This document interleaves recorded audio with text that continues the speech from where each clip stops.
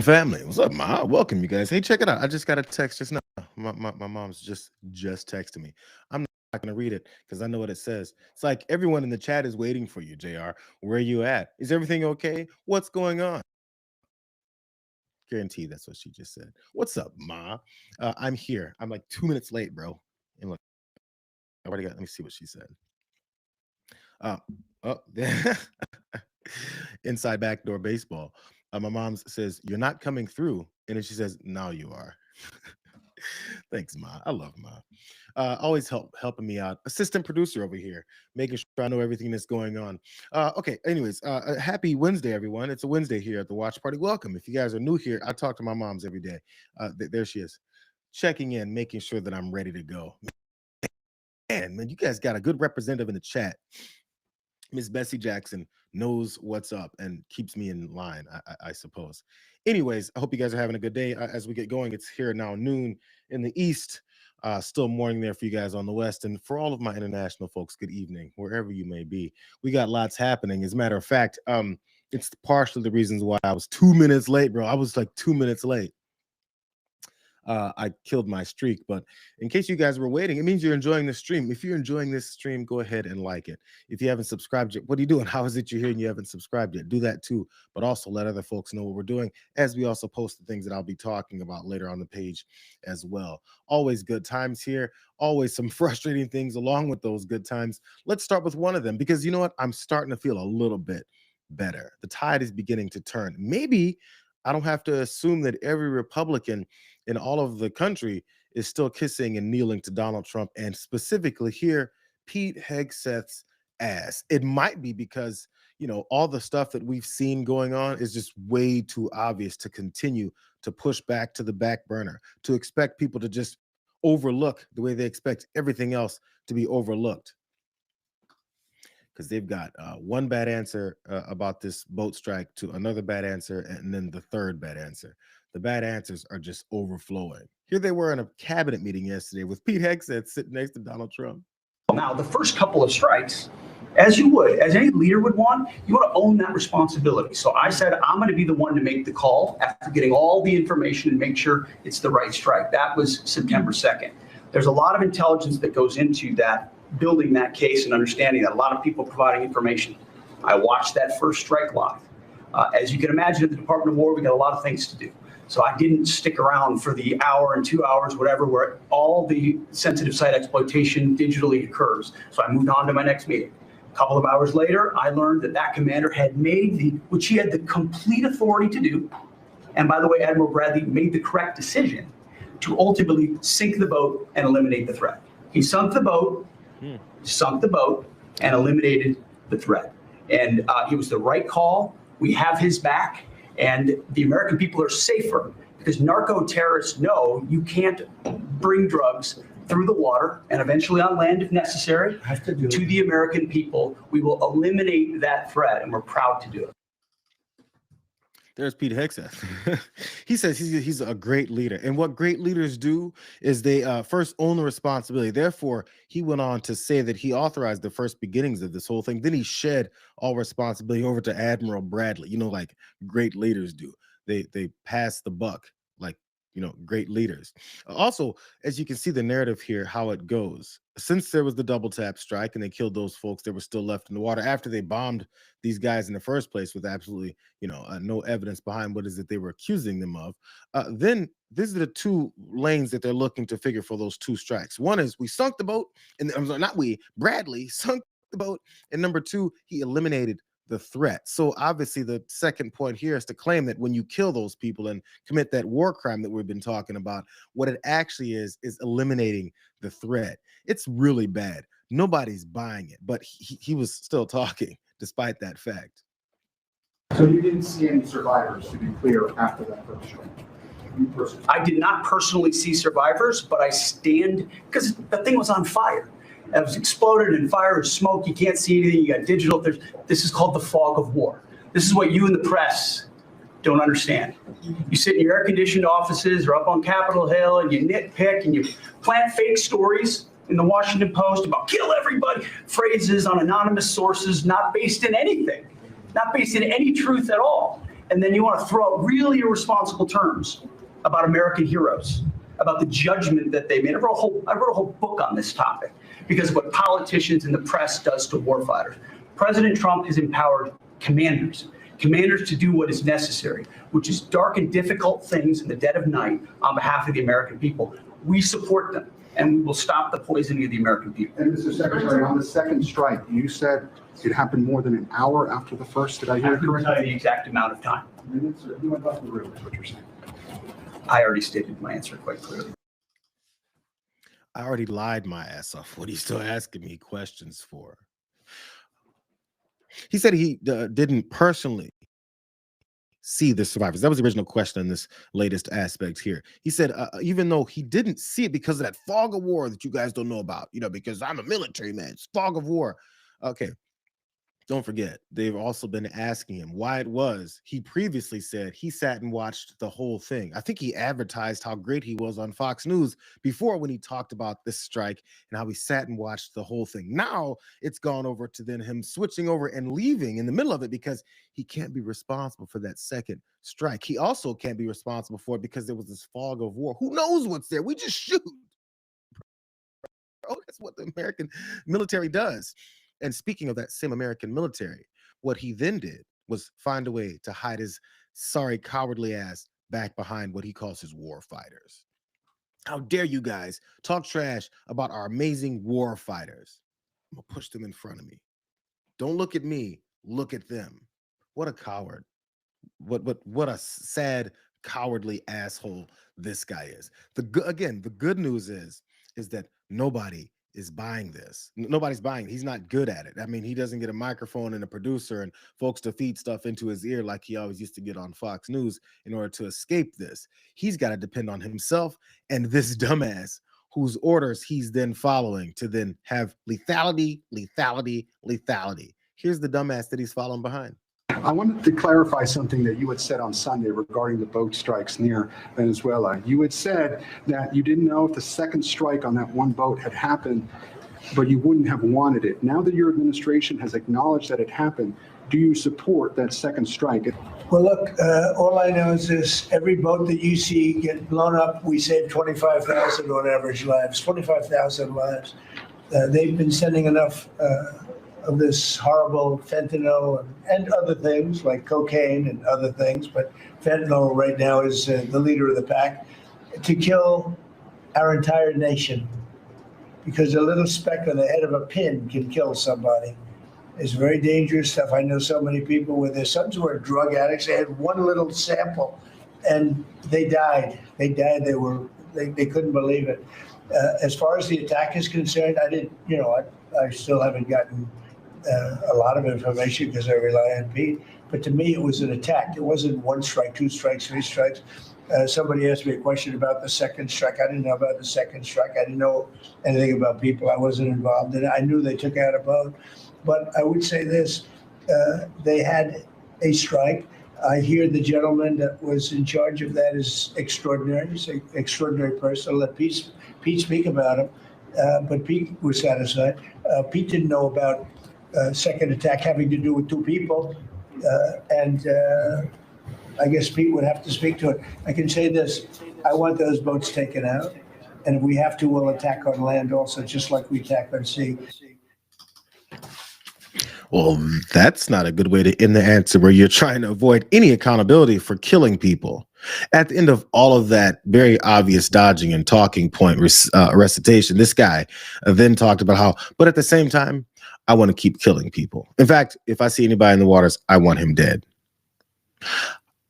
How does this avoid anything about these war crimes that you guys have obviously committed? How is it that this moves anyone away from any responsibility that you need to hold for what it is that you did, that you bragged about at the time? Let's not forget, they bragged about multiple bombings like this. We're talking about this specific one.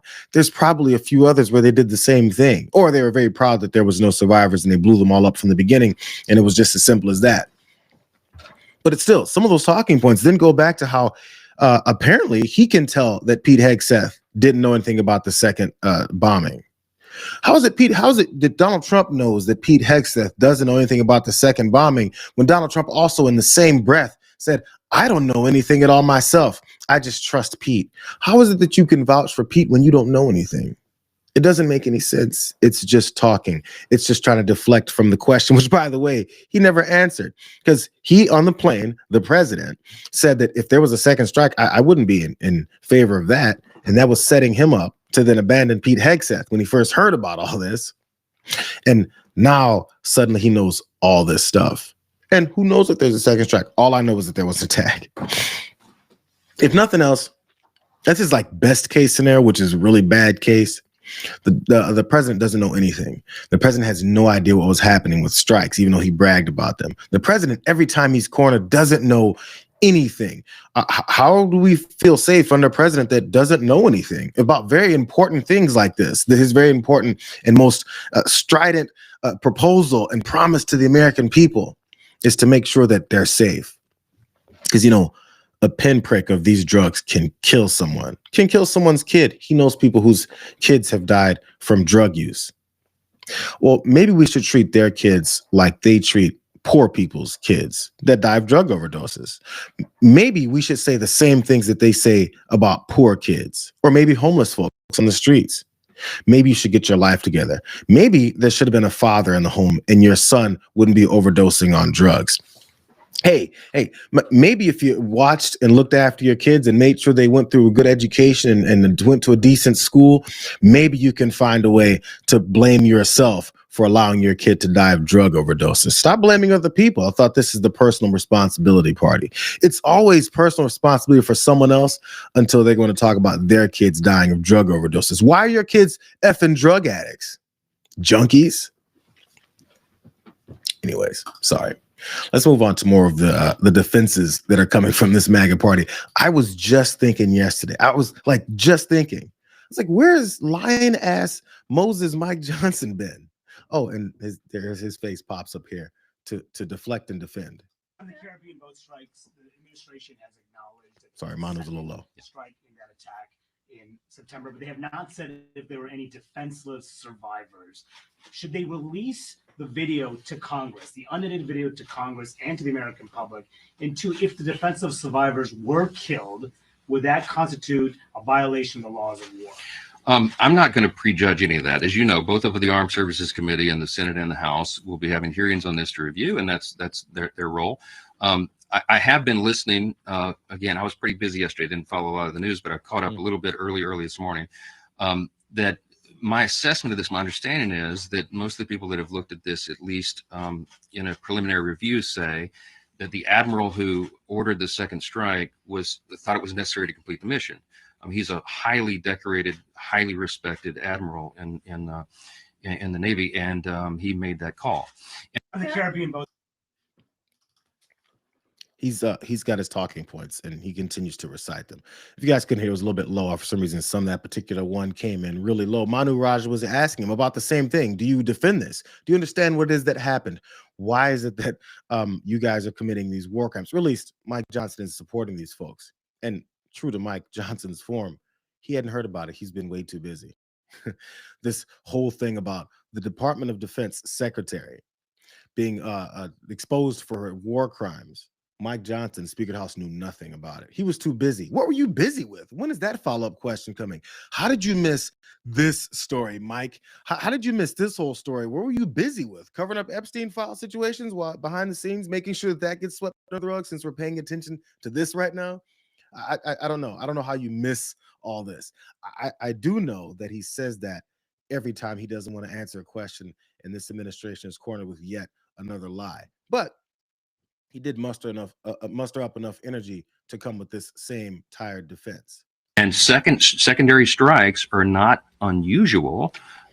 It has to happen if a mission is going to be completed. So I haven't reviewed the scope of the mission. I haven't reviewed that particular strike. I don't know what went into the admiral's decision matrix, but it's something that Congress will look at, and we'll do that in the regular process and order. I think it's very important for everybody to reserve judgment and not leap to conclusions until you have all the facts, and that's what we'll be uncovering.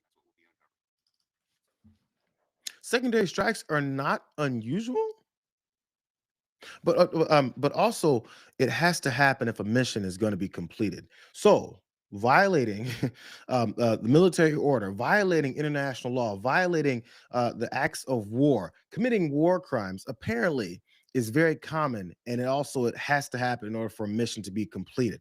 This sounds like an incompetent, rogue, a corrupt administration, a whole party full of war criminals who support it. I guess that's not what I'm saying. That's what Mike Johnson is saying. It has to happen for a mission to be done. War crimes have to be committed for a mission to be completed. That's what Mike Johnson said, because he's run out of answers. He probably went to the back and got a phone call or a text from Donald Trump saying, "What the fuck was that?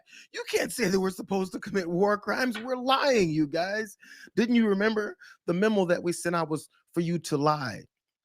What you should do is you should take some pointers from Mark Wayne Mullen, the coward that was hiding in the gallows behind some chairs during January 6th when MAGA was running through the Capitol chanting about how they're going to kill anybody that they can encounter that they don't like. That coward, this piece of trash right here on the right side of the screen. He has, I guess, a more solid defense for Donald Trump. And apparently the admiral who was involved in this has been making phone calls, it's my understanding, with some people on the Hill. Have you spoken to him?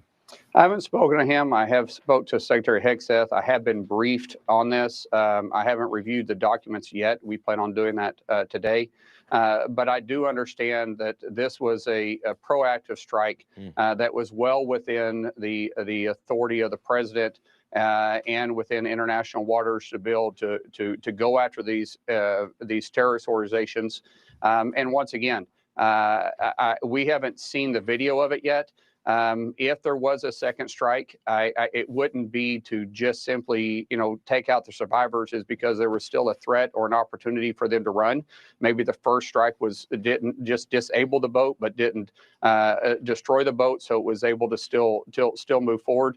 But I believe in the briefing that I received, Bill, that this was well within the authority of the president and Secretary Hegseth to use lethal force in this matter.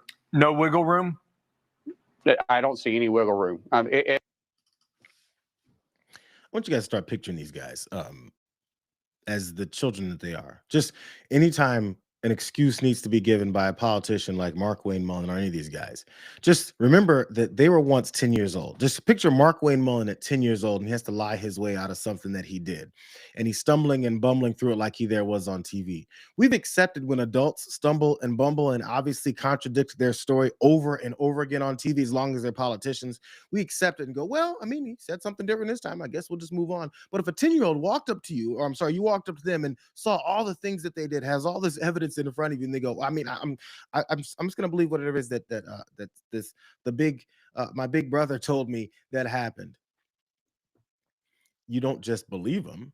You ask them more questions, and you understand, why are you lying? I see the evidence right in front of me. So these guys acting like the liars that they were, I guess, as children and have grown into be, professional ones. This guy's talking about how think about it. He says, if there was a second strike, so he has to continue that lie about whether or not there was one or not, because he hasn't got the memo yet that they're supposed to then say that, yes, you're right, there was, but it was totally legal and it was Biden's fault. I don't know.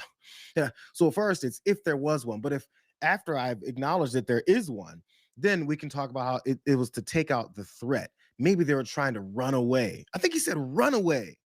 They're in the fucking water.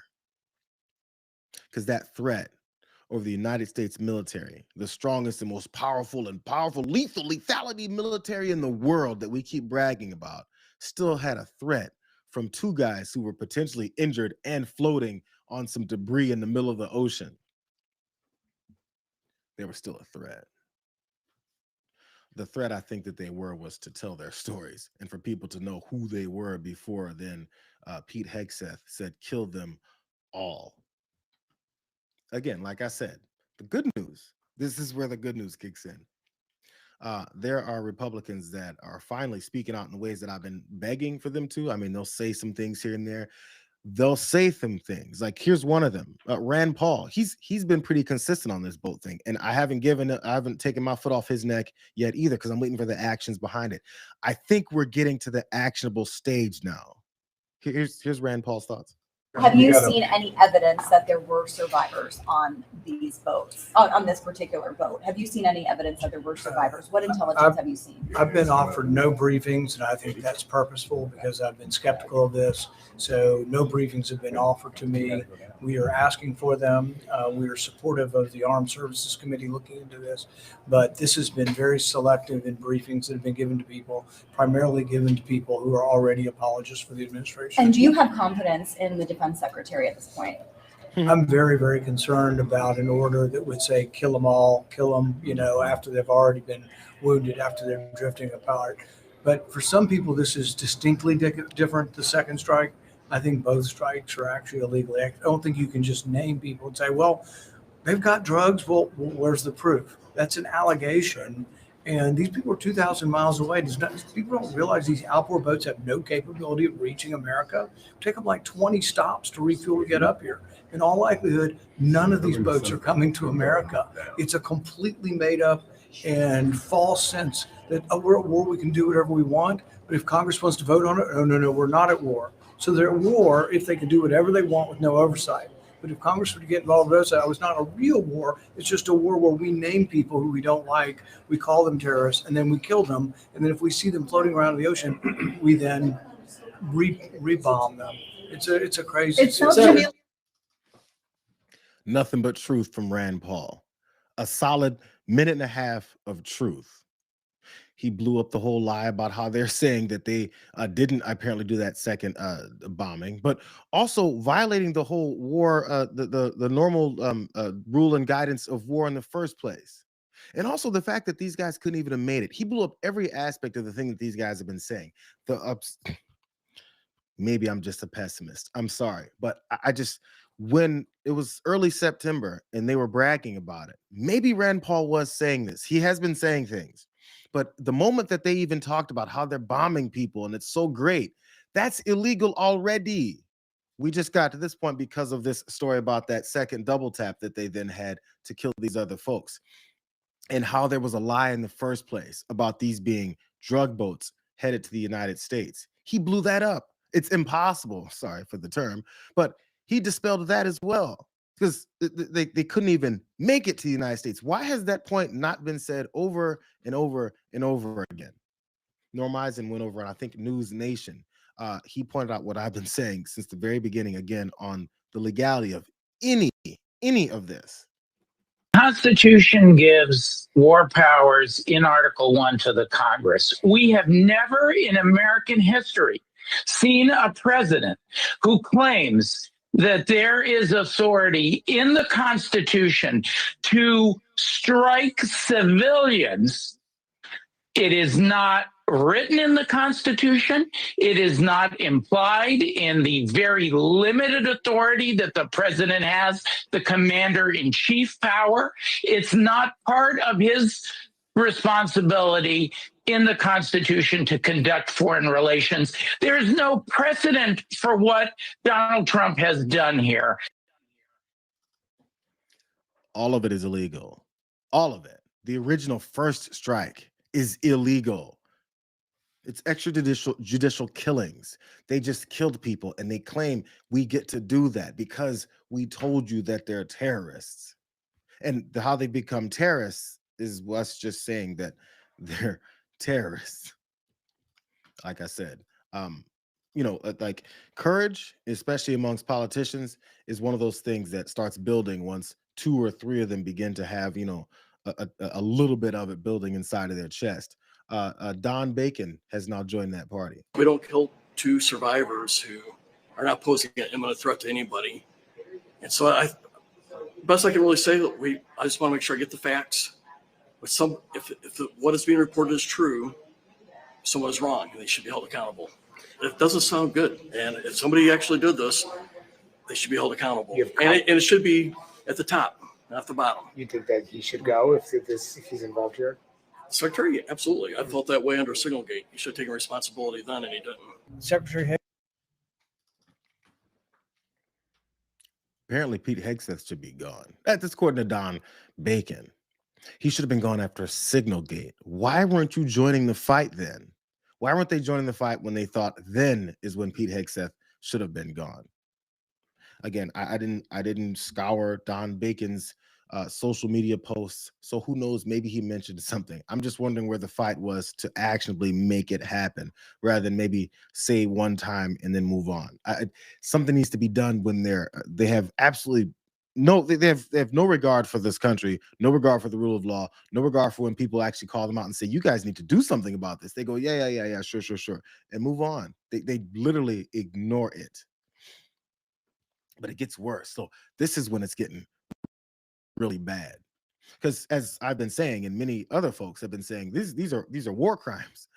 So something needs to be done about that, not just claim it, but then also do something about the war criminals. Oddly, you remember this guy? Maybe you guys don't. Andrew Napolitano. He used to work on Fox News with Pete Hegseth. He's now talking over another network about this, and he kind of let loose. I wish the White House would reveal to us the laws on which the president is relying. He says he has an opinion from the Justice Department, but neither the Justice Department or the White House will offer it for public scrutiny. And it gives me no pleasure to say what I'm about to say, because I worked with Pete Hegseth for 7 or 8 years at Fox News. This is an act of a war crime, ordering survivors who the law requires be rescued instead to be murdered. There's absolutely no legal basis for it. Everybody along the line who did it, from the Secretary of Defense to the Admiral to the people who actually pulled the trigger, should be prosecuted for a war crime for killing these 2 people. I don't know where this is going to go. Republicans in the Congress seem to be as exacerbated by it as the Democrats do. I think it's getting beyond politics now. The killing is out of hand. And this last one, in which Pete Hegseth first denied that he gave the order, and then the White House said he did give the order, and then the White House said it was in self-defense. Self-defense. You got 2 people in the ocean clinging to a burning boat to stay alive, and they're going to be killed for self-defense? That doesn't make any sense. That doesn't make any sense. It doesn't make any sense. It's like this, the phrase we've been saying for the last 10, 11 months. None of it makes any sense. Andrew Napolitano calling Pete Hegseth, who used to work with, which he doesn't really want to say, a war criminal. These are war crimes, bro. It's time to do something about war crimes, because we have to deter people from doing those things, because, it's against the law. That is, unless you're a fascist. So which one is it? Which one is it going to be? You can listen to these fascists and see if this makes any sense. Here we go. Back to Pete Hegseth trying to defend himself. The president had the courage to designate these cartels as designated terrorist organizations. Now, a number of us here served in the military and spent 20 years fighting terrorists like Al-Qaeda and ISIS on the other side of the world. How do you treat Al-Qaeda and ISIS? Do you arrest them and treat them, pat them on the head and say, don't do that again? Or do you end the problem directly by taking a lethal, kinetic approach?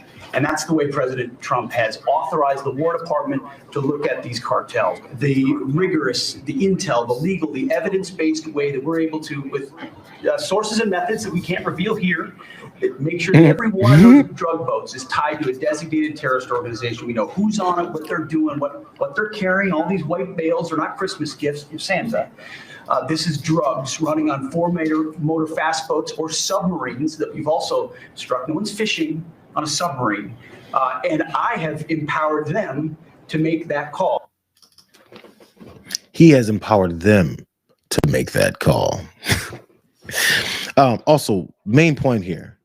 Trump designated these cartels as terror organizations. Therefore, we can claim anybody's a part of these cartels and therefore call them terrorists. And what do you do with terrorists? Pete Hegseth says, just like Al-Qaeda, we just kill them. So as long as I point out and say, you're a cartel member, have we heard that? They've been doing it as they've been doing these immigration sweeps, as they've been doing these mass deportations. Everybody is a cartel member. And we've seen the number of innocent people that they've sent off to CICOD and other prisons across the world and deported them to third countries all the time based off of this basic and blatant lie that they're just terrorists. You know who else they said are terrorists? That then also you have the right to kill randomly? The Democratic Party. You guys remember that? And do you guys also remember when they said the Democratic Party and anybody that they disagree with are a bunch of terrorists? We should designate them terrorists. It means that they're going to start coming after folks here lethally to kill folks and claim they're terrorists. Antifa. people that are against fascism. Anyways, back to Napolitano, because again, as Pete Hegseth pointed out, this is their process for how they determine who's a terrorist. Donald Trump just says so. You don't have to listen to a super lib like me to tell you that that doesn't make any sense. Andrew Napolitano was a conservative. He worked on Fox News forever. You're saying that's not a good defense. This is a war crime. That from you. Correct. Even They're Congressman. heavy words. Very heavy words, which is why I prefaced it by saying it gives me no pleasure to do it. I'm accusing them of crimes that could incarcerate them or even execute them if this stuff was enforced to the hilt. I wish it hadn't happened, and I wish I didn't have to say it, but I have to be intellectually honest about what I'm observing here. You don't see any other side that, because you're very well versed in the law. We know that. You don't see any other side of argument for the administration other than a war crime is committed. There is no other avenue to look at this. Look, narco-terrorist is not a legal term. It's a political term, and using that political term does not justify. But if they're labeled terrorists by the administration, doesn't that indeed indicate that they are? No. Only if they're engaged in violence can the military kill them. The military can't. But it seems violent if they're coming here with drugs that can kill Americans. Is that not so? Well, they're 1,500 miles from the United States on a speedboat with a 50-mile distance. It's inconceivable it could reach the United States. Okay. Man, that anchor really tried. He tried like 3 or 4 times. Well, but what if Donald Trump says that he can kill them? Okay, what if Donald Trump says that they're terrorists? Okay, what if Donald Trump says that they got tons of drugs on their boats and they're coming to the United States? He shot down all those because they're such elementary arguments, because he keeps regurgitating elementary arguments from people like Donald Trump and Pete Hegseth, elementary minds. So again, Napolitano just said, you can't just claim it. That's not how these things work. But we wouldn't have this normalization if we didn't keep accepting every other time Donald Trump has said something and said, because I said so, and that becomes the standard. Now you have to start fighting back against it because he expects everything he says to just be accepted as the standard. I think it's all those people that kissed his ass and believed everything he said. It's their fault for doing this, or accepting his dumb ass for doing this. Let's shift.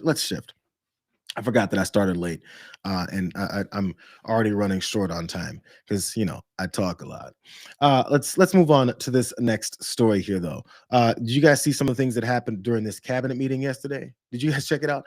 These cabinet meetings, they're beginning to look a lot similar to the previous ones, so I don't pay close attention to them. But the one thing you should know is if you watched it, you can maybe clue in Donald Trump on what it is that happened during that cabinet meeting, because I don't think he saw much of it. Japan and Korea, they offer us $750 billion in cash to build in America. Over a fence line dispute that had been in their family for 130 years. We fixed that. The Henry family in New Jersey. Investments, and we're seeing more and more of that, where we also rescinded the supplemental statement that discouraged the fiduciaries. California, New York, Massachusetts, Connecticut, Maryland, I could go on. What happened in those states? Well, many of whom were let in across our borders under the previous administration. We are focused on these tasks and this imperative for the American people, and just appreciate your leadership, Mr. President. Key Supreme Court decisions like Loper Bright to overturn the Chevron doctrine. We inherited massive backlogs. And that means that American patients at the point of care will be able to get an answer immediately. If your doctor says you need knee surgery, you will know before you leave that doctor's office. You would have to spend maybe 45 minutes filling out forms on a clipboard with regulations that were going to destroy the nursing home industry in those communities. And that is going to be a $25 billion savings. Those are some of the things that we're doing because of your leadership. Or Cambodia and Thailand. And so on all these things, Mr. President, I think you deserve tremendous credit for the transformational aspect of our foreign policy. Not only do we have an old ass fascist in the White House, we have an old ass fascist who can't even stay awake for all the lying that his cabinet will just circle around and keep giving him. There are a couple of ways that you can keep his ass awake, though. There's a couple clues and cues that they worked on. make sure to grab his attention so he won't be snoring in their faces and potentially embarrass them. Lee Zeldin, I think in this particular round of cabinet speech, I think he nailed it. Like, I think he nailed the position that Donald Trump likes them in. Thank you, Mr. President, for being willing to take a bullet for this country. And if you were to ask me what I'm grateful for, whether it's a Thanksgiving, it's a Christmas, a Hanukkah, a New Year's, any time of year, the fact that this president, after 4 years serving in office, he could have just left it in the rearview mirror and went on to really enjoy retirement. But he is willing to take a bullet for all of you tuning in at home because he believes in his flag, our freedom, our liberties, and to save the greatest country in the history of the world. So I'm grateful this holiday season for you, Mr. President. You're willing to take a bullet for all of us, and by all of us, it's the American public.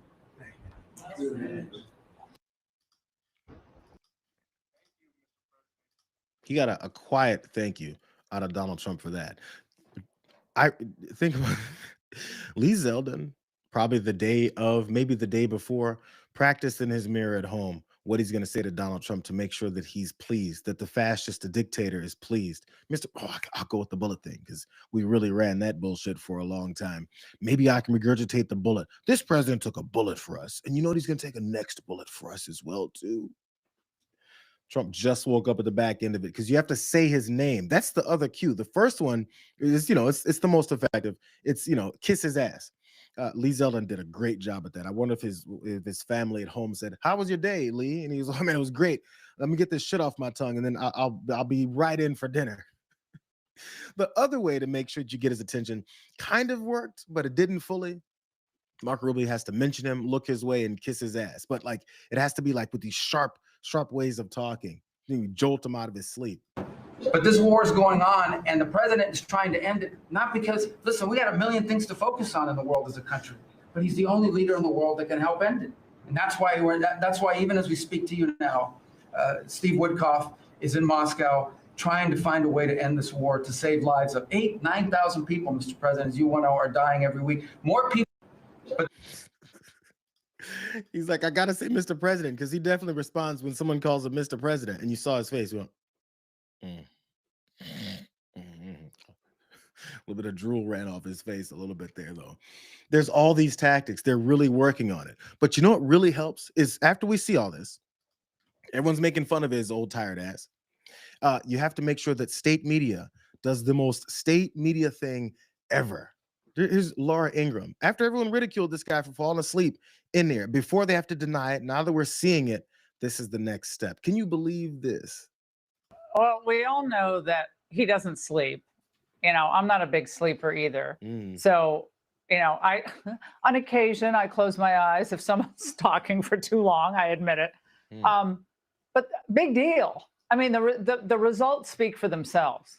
What President Trump does on a daily basis. If you sleep 3 hours or 4 hours a night, you're probably going to close your eyes, whether you're 79 or 49. I don't think that matters. Yeah, President Trump, Thomas Edison believed in the 10-minute nap, by the way. What would they say? We wouldn't have electricity, right? Oh, my goodness. Well, Dr. Siegel, we will continue to see them fixate on this after everything they did to cover for Joe. Oh. That was an awkward little, segment, wasn't it? Mark Siegel was on with Laura Ingraham.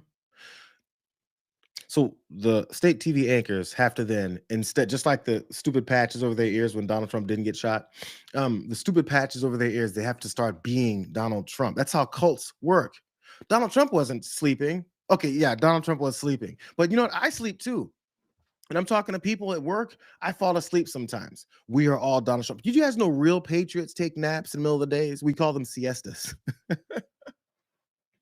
So now she's going to celebrate him passing the fuck out in the middle of a cabinet meeting where he's supposed to be talking about where he is. And the guy's got 1 million hours of energy a day. He never stops working. So now that he's passing out, that's the greatest thing ever. I'm not sure why Democrats are even talking about this. What's the matter with them? They're just covering. They're just covering for Joe Biden, who's not in office and who's not passing out in the middle of cabinet meetings right now. You can be 39 or 79. It doesn't matter. I think it mattered to both Donald Trump and Laura Ingraham back when Biden was in office. When you can't fall asleep, you wake up in the night. How do you go back to sleep? Well, the only thing I totally admired about Sleepy Joe Biden is the following. He'd go to a beach. He'd lay down in a cot, barely able to get his feet through the sand. He'd lay down, and within minutes, he's sleeping, and you have cameras watching him. I could never do that. I would never be able to sleep like that. That's about the only thing I think that was wonderful. He was a disaster. This man was a disaster. I don't sleep much. You don't sleep much. A lot of people that love what they're doing don't sleep much, I find. And so far, it's been okay. When you can't. Isn't it weird? It's weird how when they were talking about a guy sleeping, that it's the worst thing. Matter of fact, they even talked about him sleeping on the beach, bro. What's he supposed to do on the beach? I think people pass out when they're suntanning. I mean, I wouldn't advise it, but that was the example they wanted to go with there. You know, Joe Biden slept on the beach. I can't believe he'd sleep in front of cameras. I would never do that. That is until I do it. Fine. He's a sleepaholic. Fine, he's an old man. Fine, he's got health issues. Fine, he keeps lying about everything. Fine, he's a fascist. But did you guys hear this aspect? I almost didn't want to go this route because I think it's already pretty obvious how much of a hateful piece of trash this guy is. But as he's talking in the middle of, I'm not sure which, lips have been removed from his ass cheeks at this particular point, but he decided to rail. And if you imagine this isn't Donald Trump, I mean, if you don't understand how much of a rabid racist he is, just any other Klansman, any other Nazi, any other white neo-Nazi or white nationalist in this country saying this whole this hate diatribe he's about to go through, and imagine what would be said about them. Somebody's ripped off that state for billions of dollars, billions, every year, billions of dollars, and they contribute nothing. The welfare is like 88%. They contribute nothing. I don't want them in our country, I'll be honest. Somebody will say, oh, that's not politically correct. I don't care. I don't want them in our country. Their country's no good for a reason.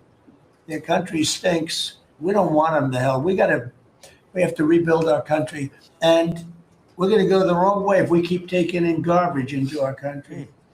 Ilhan Omar is garbage. She's garbage. Her friends are garbage. These aren't people that work. These aren't people that say, let's go, come on, let's make this place great. These are people that do nothing but complain. But when they come from hell and they complain and do nothing but bitch, we don't want them in our country. Let them go back to where they came from and fix it. Like that last zoom in on the patch on his old ass hand. I don't even have to debunk all the, the blatant hatred and racism that he was spewing all there.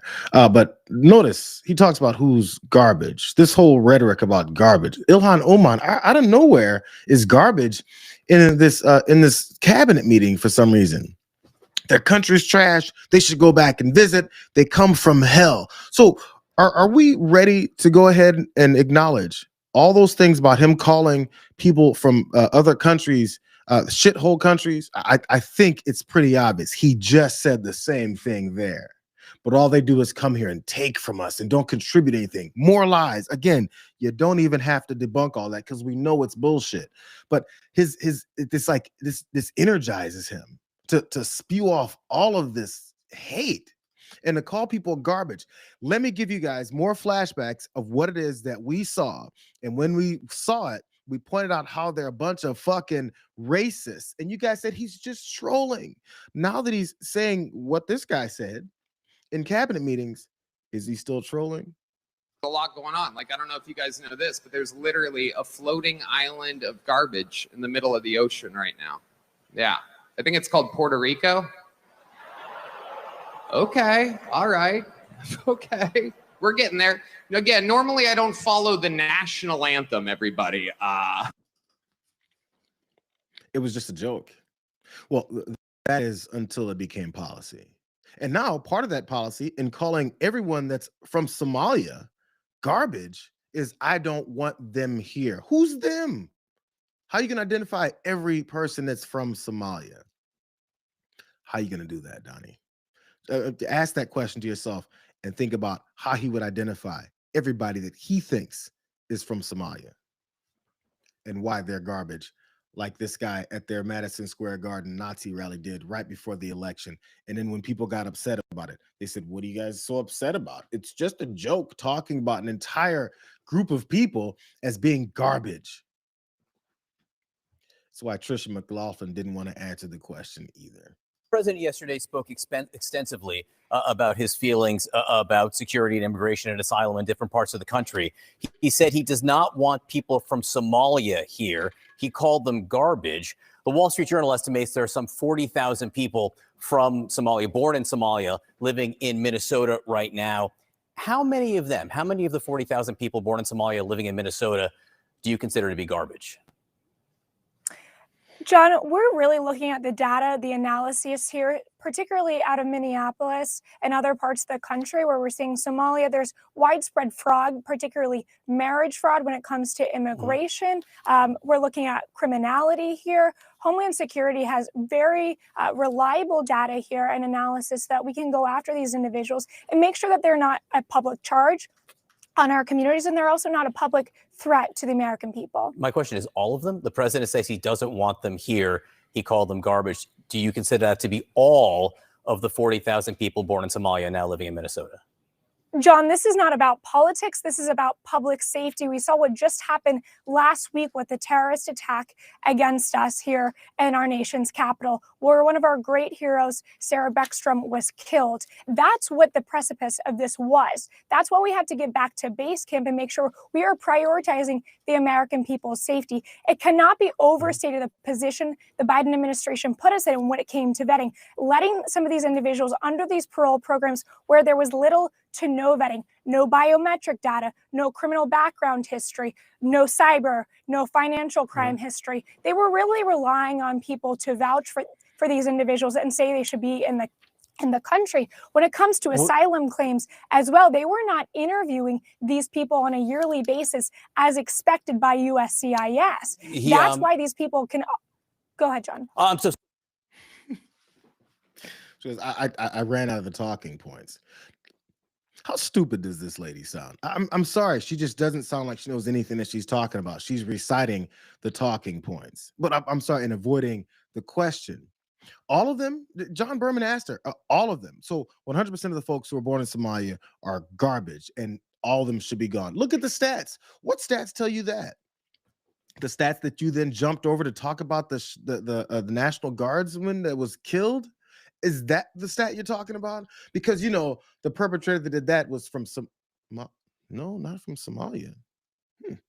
It's weird that they're talking about Somalia and that has nothing to do with all of these tangents and escape routes and deflections that they keep trying to toss people's way. The problem that they're having is people are listening to them and then asking the next question.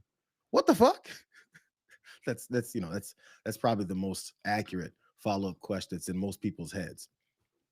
Or it's just the thought that comes after hearing this guy talk about his cognitive test. I'm sorry, this is the last one from this. I thought this was crazy. I took my physical. I got all A's, everything. But they said to me, would you like to take a cognitive test? I said, is it hard? They said, yes. I said, well, I'm a very smart person. Who was the last president to take one? No president has ever agreed to take one. Because when you get into the mid questions, meaning 10, question number 10, 11, 12, 28, 30, they get harder and harder. And they said, would you like to do it? I said, well, no reason to do it. Nobody's ever done it. I'll do it maybe, but there's really no reason. They said, sir, the problem is this is Walter Reed Hospital. And that's a military hospital. And that means that things are, sort of open. It's not like private where you have, if you do poorly, we'll have to, probably you'll find out. I said, I won't do poorly. I'm a smart person, not a stupid person. And as the doctor will tell you, I aced it, right, Susie? I aced. I got every question right. And these are tough questions. These are questions that I would say 99% of the people that I'm talking to right now, meaning the people, the from the fake news would not do well in those exams. But I'm the only one that took it. I got every single question right. And then I read in the New York Times, is Trump sharp? Trump is sharp, but they're not sharp. That's why they're going out of business, the New York Times. I hear that they're losing so much money, it's ridiculous. How long would they sit there and listen to Grandpa ramble like that? He got all A's on the cognitive tests. All A's. Because cognitive tests are graded on a letter scale like you're in school. Maybe he's trying to relive the times that he failed all through school and had to get bailed out by his rich daddy and his connects. And so he's like, I got A's now because he never got those before. But he got all A's on a cognitive test because he didn't take one. It was the hardest shit ever, bro. No president has ever touched it. A president would see a cognitive test and go, oh my God, I'm scared of that. This is worrisome. Somebody leave that for Donald Trump several years later to then take instead, because he's the only man I know that can take a cognitive test. It's the hardest thing ever, bro. Have you ever taken a cognitive test? What a loser this guy is. He got in fact, he aced it, got all the questions right. The teacher that submitted the cognitive test for Donald Trump was like, this is amazing, Donnie. I can't believe you did it. No one's ever done this before. I know one person that couldn't do it was Barack Hussein Obama. Okay. I only got a couple minutes and I got one more story. I'm going to go for a couple minutes, but I do have to leave somewhat soon. You guys can't keep me all day, bro. I mean, come on. I got a busy schedule. What's the matter with you? Let's move on to this last thing. It's a bit of an update. And I enjoyed the story so much yesterday. I specifically went and looked because I knew this was going to happen, bro. I knew it was going to happen. Remember that report from I think it was New York Post, talking about how, first of all, folks were in the FBI behind Kash Patel's back, were calling him like the Make-A-Wish director. But also on top of that, there was a whole 115-page report talking about how much he sucks. And boy, he can't take that because he sucks. Yeah, look, anonymous sources always lie, results don't. And I'll get to the results in a second. These anonymous sources were individuals from the Comey Ray era that weaponized the Department of Justice and cratered the public trust in the FBI to something that was at levels that has never been seen. 35% public trust in the FBI when we came in 10 months ago. And now we're to believe that these anonymous sources are the ones accusing this FBI, the most successful in history, of being rudderless. How would we have found 6,000 children and identified them? That's up 22% from last year alone. We have taken down criminal networks and those that wish to do harm to our children. We have arrested in the 764 category, the nihilist violence extremist network, a 590% increase on those who wish to prey on our children. Those are just some examples, and I haven't even gotten to the monumental success on fentanyl, where we shut off precursors from China and have seized enough fentanyl, 22% increase this year alone, enough to kill 127 million Americans. We're crushing violent crime. We're defending the homeland. When Dan and I got here, it was a rudderless ship. We jettisoned those like these anonymous sources in this reporting, and all they have to talk about is anonymous sources and jackets and leather patches. They can have that all day long. The mission of this FBI is to serve the American people, and we are doing it at a level that has never been done before because of the leadership we have here. Oh, Cash, he's pissed. He's feeling the pressure. There's also the reports that Donald Trump is looking to fire his dumbass. So on top of that, and then when it comes to what he is referring to, in case you guys missed what I mentioned yesterday, I'm just going to give you a little snippet because I thought it was pretty fun. This is what has Kash Patel so pissed off. This point from the New York Post. When they point that he's first off facing this criticism from his alliance of active duty and retired agents and analysts after the White House denied these media reports that they're going to fire him, right? This troubling new report card on the first 6 months of his leadership concludes that he's in over his head, and Dan Bongino, who he mentioned there as well, is something of a clown. So, of course, he called up Laura Ingraham and he goes, I got to go yell about this, man. I got to go yell about how me and Dan Bongino are not a couple of clowns, and neither one of us are in over our heads, and neither one of us is helping trying to cover up this whole Epstein file situation. I promise, Laura, neither one of us is doing this. I'm still not sure how this guy, along with his assistant deputy director here, how enough people got fooled to put these two losers in place. This is the guy who's not a clown.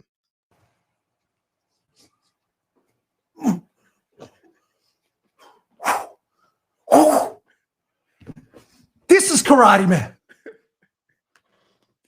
Double leg, the jump kick, the side kick, the roundhouse, the tie kick, body.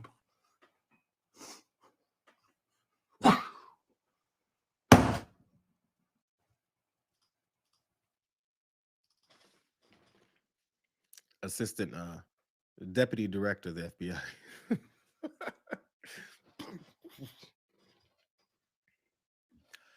All we can do is point out who's there and what is it they're doing.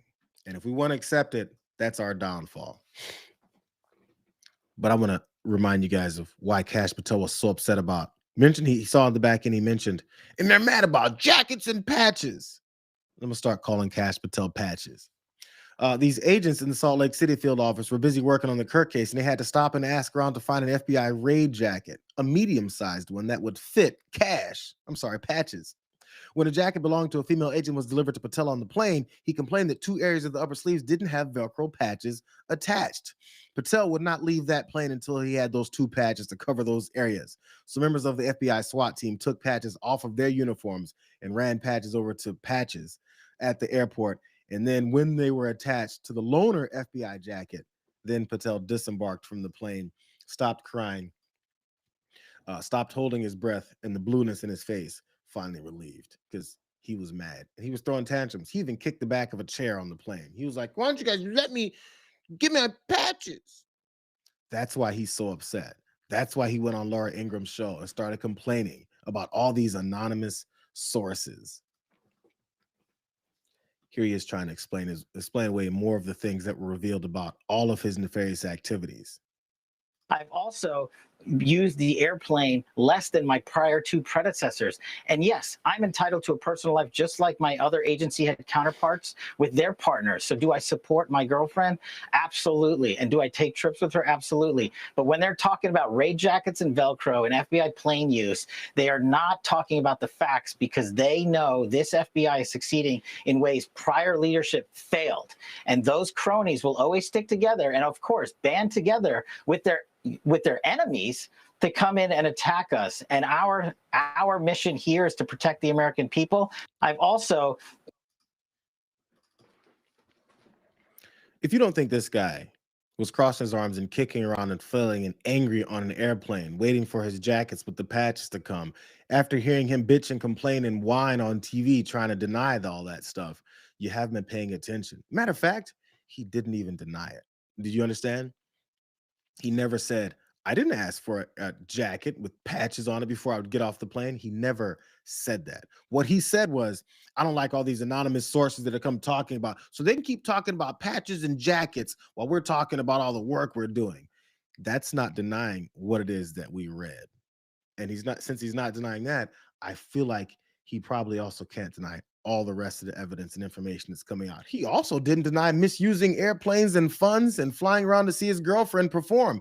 All he did was say, I get to do that stuff. And he crossed his arms and tried to hold his breath again until Laura Ingram asked the next question, because he's a little baby, because he works for Donald Trump, and he need incompetent little babies to work for Donald Trump. Because if they don't, the people that will be in place will say, no, Donnie, I don't think we should do that.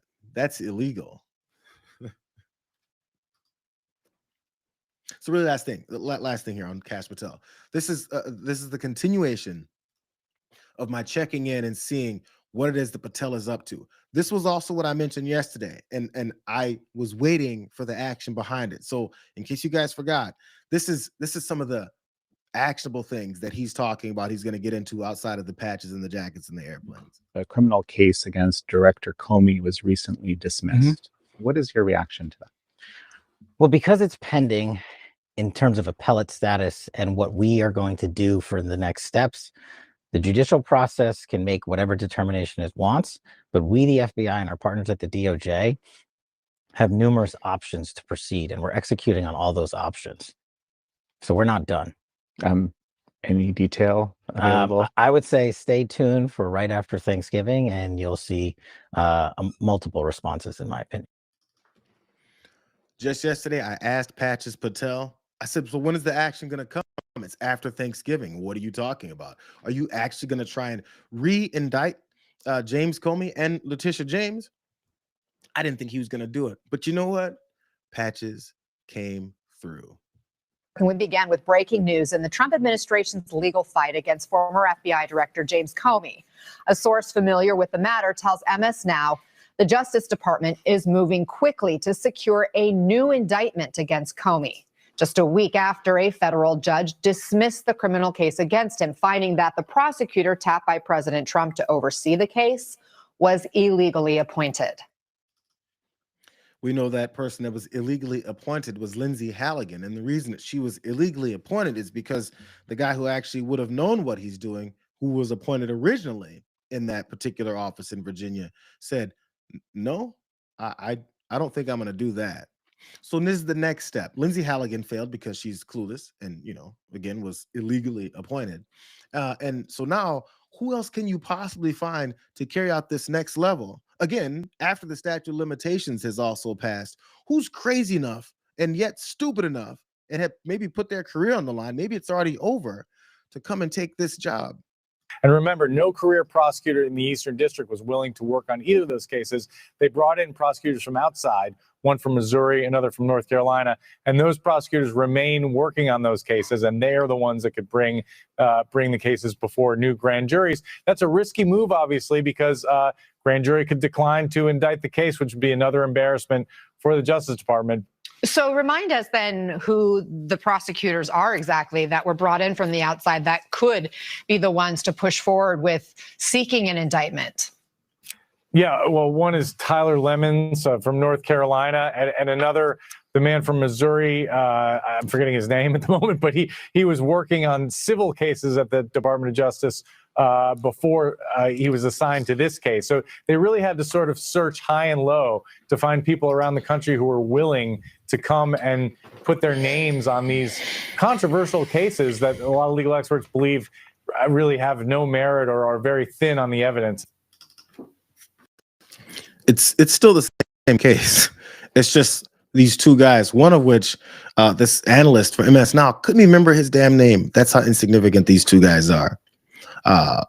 That's how much of a fail that they're walking into. You saw how happy Patches Patel was when he was talking about stay tuned. We'll see what's upcoming next. There's an audience of one that they're always talking to. All they need to excite is Donald Trump to think, yo, we're doing more illegal activity. I'm on board, bro. Can someone kiss my ass in between these 2 moments? Because I can't wait. All I need is ass kissing and illegal activity. Corruption on the top is great too. That's all they're looking for. So look for that fail to come for them next as well. It's kind of all they do. That does it. That does it for me. Appreciate you guys. It's the top of the hour. I got to get out of here. If you guys like what we're doing, go ahead and make sure you subscribe. I got these stories coming up later on the page. Come back, check them out, share those as well. Love to see you guys hang out. Again, we're rolling on the back end of the week. Tomorrow's already Thursday, man. You guys got to start thinking about your drinks. I got to go find one from the grocery store. Shoot me some suggestions. Of course, you guys can find me on the Instagram and all those other places. I try to do more on Threads. I really try. It's hard. I don't do a lot more posting about my thoughts as much anymore. Maybe I'll get back to it. Find me on all the socials. Shoot me some suggestions, maybe even some story ideas. Appreciate you. Love you guys. I'll talk to you guys tomorrow. We'll see.